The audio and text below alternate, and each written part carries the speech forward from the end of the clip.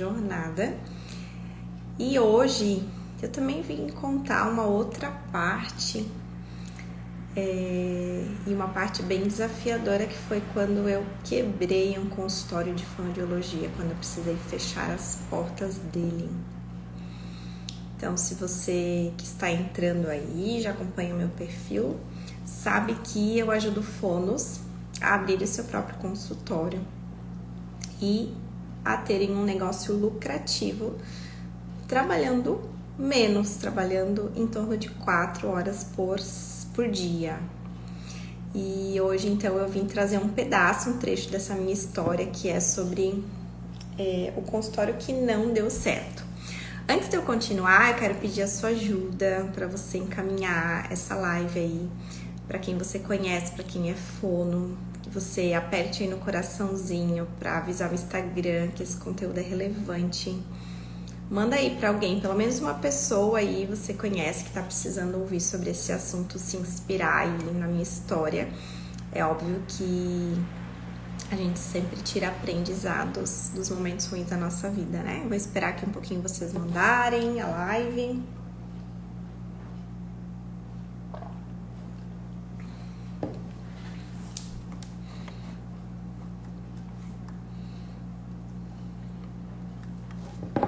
Eu vou mandar aqui também para algumas pessoas.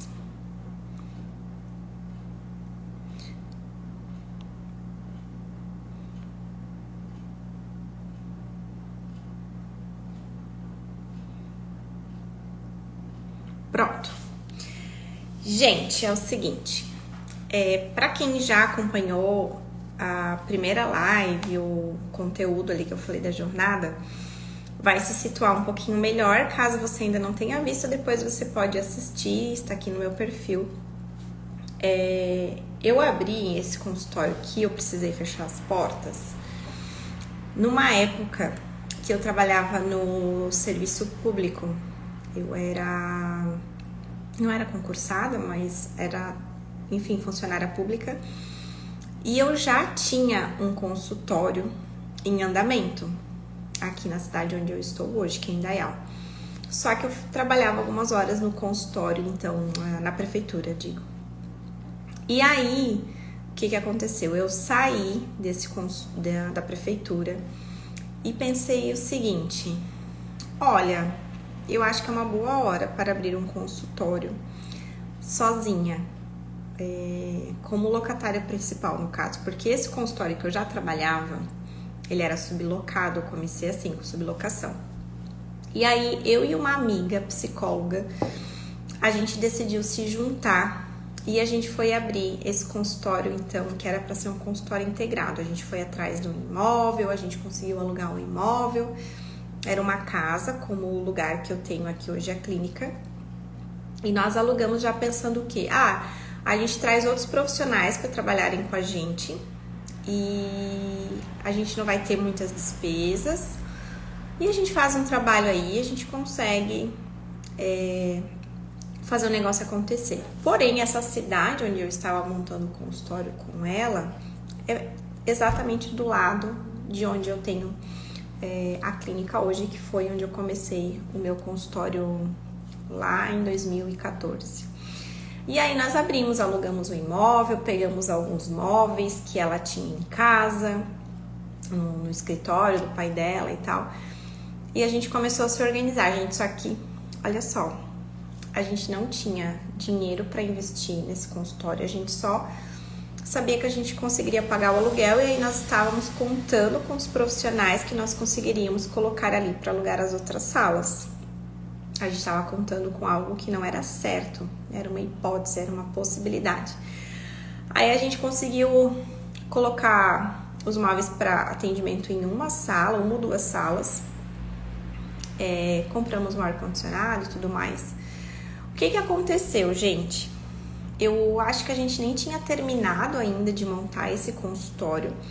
A minha amiga psicóloga foi chamada num concurso público que ela já tinha feito, estava esperando sair o resultado. E ela me disse: Vanessa, eu não vou conseguir continuar com você nesse negócio, porque eu preciso assumir essa vaga, tô esperando ela já há muitos anos. E era uma cidade distante, não compensaria para ela ficar vindo atender. Ou seja, gente, eu fiquei com tudo sozinha para gerir e para conseguir bancar ali as despesas. Na época, a minha agenda no outro consultório sublocado estava no comecinho, então eu não tinha ainda feito uma divulgação bem legal do meu nome, eu ainda não tinha uma quantidade legal de pacientes. E aí eu acabei ficando com esse consultório sozinha, aberto, por mais ou menos 1 ano, gente. E eu não vinha pacientes, E aí teve um porém também. Quando eu fui fazer o cadastro na prefeitura, porque a gente tem que fazer o cadastro na prefeitura do local onde a gente vai atuar, eu descobri que o valor ele era bem maior do que eu estava habituada a pagar no município exatamente do lado, gente, que faz divisa. Porque nesse município ali a tabela era igual à tabela do médico, então era bem acima. E aí eu já caí para trás. Então eu precisei ficar esse ano inteirinho. Valeu, Jeff! Eu precisei ficar o ano inteirinho ali de portas abertas. Eu me lembro de ter ido atender, eu até precisaria resgatar essas informações, mas eu me lembro de ter ido atender, sei lá, eu não sei se em 1 ano eu atendi 5 pacientes, vocês pensem bem. Então, por que eu tô compartilhando essa história com vocês? Porque não é simplesmente a gente sair, fazer as contas de que, eu consigo pagar o aluguel e depois os pacientes vêm e aí tudo vai acontecendo, sabe? A gente precisa ter um planejamento, a gente precisa conhecer sobre o mercado que a gente está entrando, a gente precisa conhecer sobre tudo que envolve esse negócio, a gestão desse negócio, para que então a gente consiga de fato executar e fazer com que o nosso negócio tenha sucesso. Muito obrigada, meu amor, meu marido está aqui presente na live também. Então, gente, coloquem aqui embaixo, vocês fonos, se vocês têm alguma dúvida com relação a isso, a abertura de consultório, e alguma pergunta específica com essa... meu Deus, perdi o raciocínio. Alguma pergunta específica sobre isso que eu tô contando aqui pra vocês, tá? Mas, gente, não pensem que é fácil sair por aí abrindo consultório, não. Eu até postei um Reels esses dias do Bruninho lá. O fonoaudiólogo é um meme, tá, gente? Um meme, mas é verdade. O Bruninho lá, sabe aquele vídeo dele famosinho, ele passeando ali pelo... Acho que é no Rio de Janeiro, né? Não lembro, mas é aqui no Brasil. É o fonoaudiólogo indo abrir a sua sala, alugar a sua sala, achando que a única coisa que ele vai fazer é atender. E não é bem assim que acontece. A gente tem muitas funções envolvidas por trás da abertura de um consultório, muitas funções que envolvem muito além dos atendimentos, que envolvem a gestão do consultório.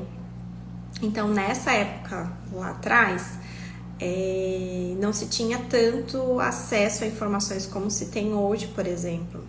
Então, eu penei muito, porque eu desconhecia sobre muitas coisas, sobre gestão. E isso fez com que eu desse esse murro na parede, sabe? Cheguei atrasada e perdi o início. Como você fez com esse consultório? Fechou? Sim, Anne, eu precisei fechar o consultório, tá? Eu tinha o consultório que ficou aberto por mais ou menos 1 ano e não chegavam pacientes, porque eu também não fiz um trabalho de captação de pacientes. Eu achei que, por eu já atender numa cidade ao lado, os pacientes chegariam até mim. Mas, gente, isso não existe. Os pacientes não vão chegar na porta do seu consultório e bater e dizer: oi, eu quero atendimento. Não é assim que funciona.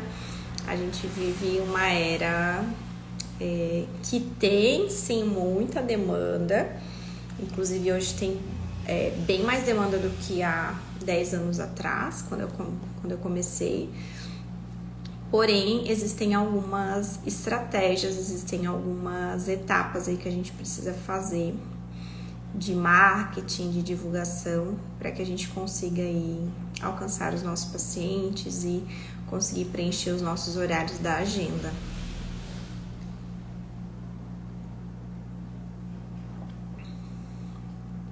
Então, Anne, foi exatamente isso que aconteceu comigo.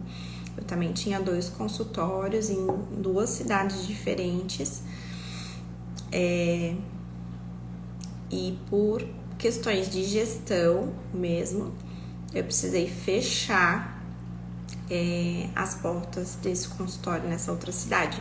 Eu preferi dar passos para trás, porque um era sublocação, o outro era locação direta. Então eu preferi fechar as portas desse consultório que era locação direta para permanecer apenas com um consultório de sublocação, porque lá estava dando certo.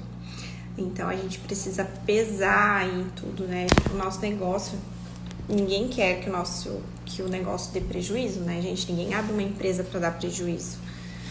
Então, com muita dor no coração, eu precisei fechar na época esse consultório. E eu digo que foi a melhor escolha que eu fiz, porque hoje, graças a Deus e também tudo que eu tenho me esforçado para aprender e para fazer o meu negócio crescer, hoje eu tenho não mais apenas o consultório, mas eu tenho uma clínica multiprofissional, vocês sabem, com outros profissionais aqui comigo, outros grandes profissionais. E hoje eu já tenho uma expertise aí no assunto para conseguir gerar tudo isso. Para começar um consultório, Juliette, a gente precisa de muitas coisas. A primeira delas é saber o que a gente está fazendo. E era algo que eu não sabia quando eu abri esse consultório aí que eu precisei fechar. Eu achava que sabia.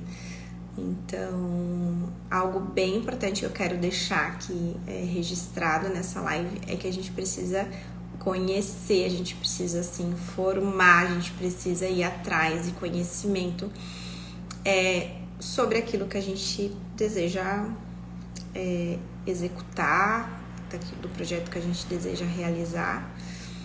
E essa parte de gestão, principalmente, é algo que nós não temos na graduação. Se alguém teve na graduação alguma coisa sobre gestão, escreve aqui pra mim. Outro dia, modo de dizer, há uns meses atrás, ali no final do ano, eu fui dar uma aula numa universidade que eu me formei, inclusive. Tive a oportunidade de transmitir um pouco do meu conhecimento e foi muito bom. Era tanto para formandos quanto para quem estava ingressando agora na faculdade. Assim, não era nada que fazia parte da grade curricular, mas houve essa oportunidade aí de um evento à parte, eu consegui compartilhar. Então, colocando aqui, também a pergunta do Ronaldo, complementando a pergunta da Júlia. Então, o primeiro ponto é a gente ir atrás, conhecer sobre o nicho que a gente deseja atuar. Então, nesse caso, abrir consultório, eu preciso entender minimamente sobre gestão de consultório. Existem documentos que a gente precisa para conseguir abrir um consultório, então a gente precisa se informar no nosso município quais são esses documentos exigidos, se tem alguma coisa que o nosso conselho que rege a nossa profissão, se existe algum documento que o conselho solicita. A gente vai precisar de alguns móveis, tá? Se vocês olharem aqui no meu Instagram, tem alguns posts que eu trago algumas coisas já nesse sentido, certo?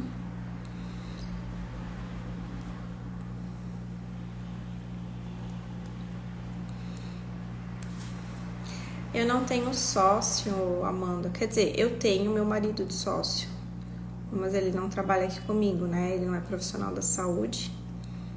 Ele me ajuda com as questões administrativas e projetos a serem executados, tomadas de decisão. Sociedade, a gente tem que ter muito cuidado.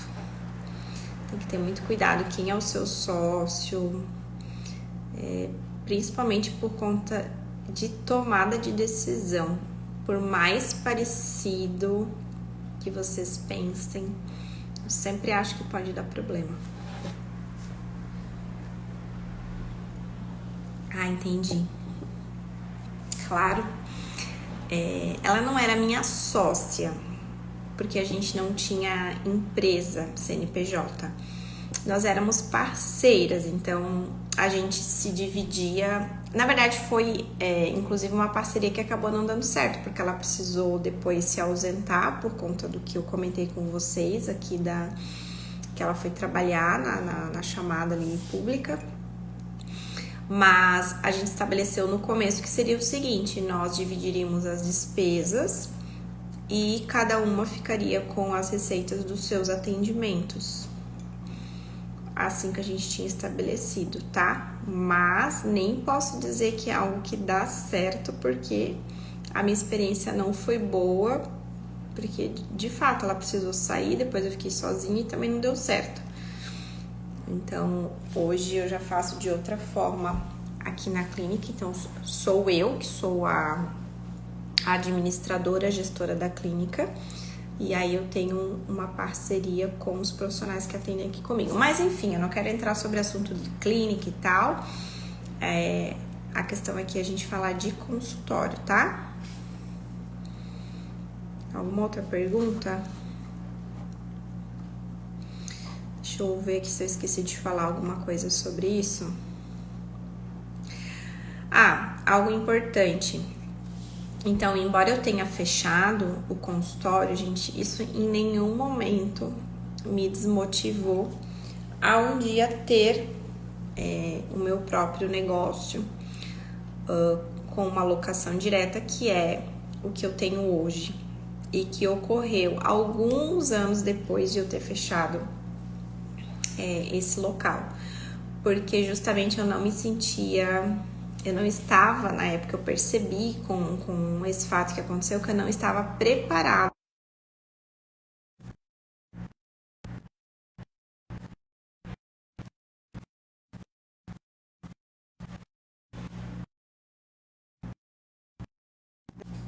Voltei. Perdão, gente, meu celular aqui apitou o limitador de uso do Instagram hoje, e aí saiu fora, mas voltei. Então, o que eu tava falando mesmo? Bem doida, né?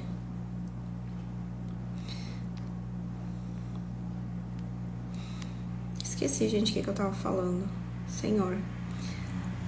Sobre o espaço que eu finalizei, que isso não me impediu de mais tarde abrir o consultório. Porque de fato eu não estava preparada naquela ocasião, não estava preparada no sentido de realmente não conhecer as estratégias e as ferramentas necessárias para gerir um negócio, tá? Nem para começar, muito menos para gerir. Sim, alguém me perguntou aqui se a live vai ficar salva assim no meu feed, pode assistir depois. Sim, eu indico sublocação, sim, Anne. Eu comecei dessa forma e eu recomendo que, principalmente para quem não tem capital, que não tem dinheiro para investir numa sala própria de início, uma sala própria que eu digo não é nem comprar, não é nem isso, mas de alugar realmente uma sala e conseguir equipar ela todinha, eu recomendo começar com sublocação, sim, tá?